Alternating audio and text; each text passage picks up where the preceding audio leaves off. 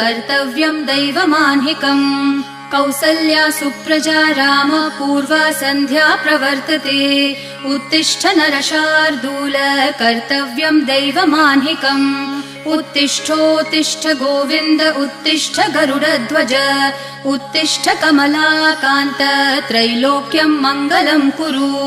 उत्तिष्ठोत्तिष्ठ गोविन्द उत्तिष्ठ गरुडध्वज उत्तिष्ठ कमलाकान्त त्रैलोक्यं मङ्गलं कुरु मातः समस्त जगतां मधुकैटभारेः